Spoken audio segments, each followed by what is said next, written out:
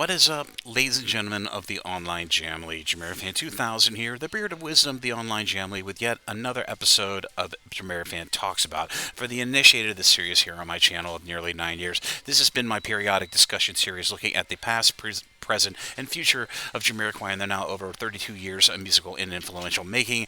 And this is a bit of a bittersweet episode because I'm going to be discussing the passing of one of the biggest musical influences of all acid jazz artists or former acid jazz artists, and including the band Jamiroquai. I'm talking about, unfortunately, the passing as of March 6th of 2025 of the Godfather of acid jazz and one of the major pioneers in the jazz funk movement from the 60s into the 70s and nearly an over 65-year musical career. Of course, I'm talking about Roy Ayers. Unfortunately, Roy Ayers just recently passed away, as a preface at the beginning of this episode JamiroFan Talks About, at the age of 84, but he had nonetheless been one of the most active musicians, at least for his music of genre. And like I said, his importance for the band Jamiroquai and many other bands that were around the R&B, soul, jazz funk, and acid jazz musical movements is as limited and fleeting as they were around the world. Nonetheless, major influences on a lot of major past, present, and future artists. Many artists within Jamiroquai and outside of Jamiroquai have already started to put up their tributes on social media.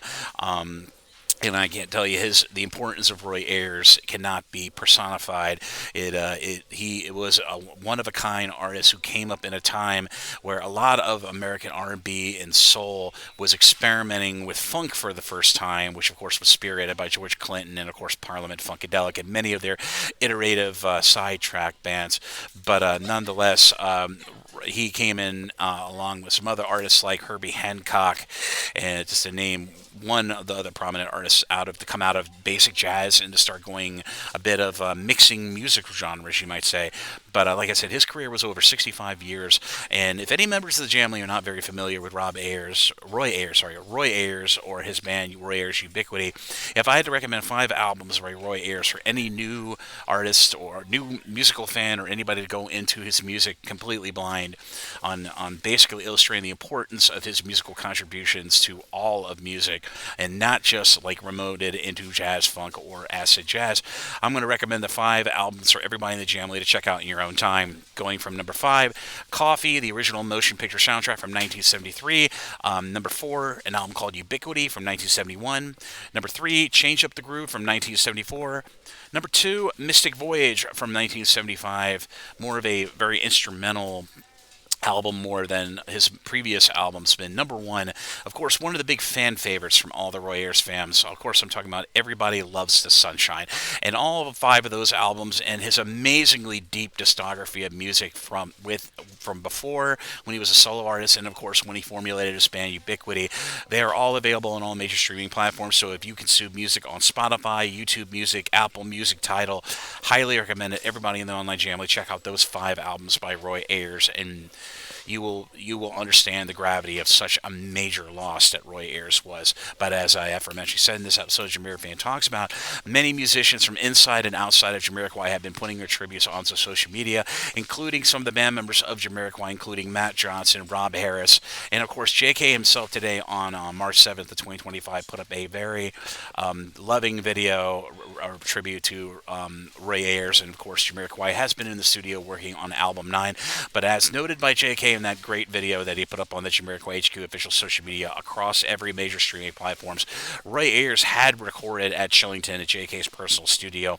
It was nothing but a consummate professional, and as JK says, was the freaking king of everything that Jamiroquai come to love influentially towards their music of their nearly now over 30-year career, and of course 8 Jamiroquai albums. But I'm going to end this episode of JamiroFan Talks About. Highly recommend everybody in the Jamiroquai fan base or the Jamily who have not gotten the chance to explore Roy Ayers' music, go and please explore his musical legacy in your own time, and you will see the magic that every member of the Jamily, including band members past and present of Jamiroquai and other affiliate bands, including the Brand New Heavies, Incognito, just to name a few, have been influenced by Roy Ayers greatly, and he will be greatly missed.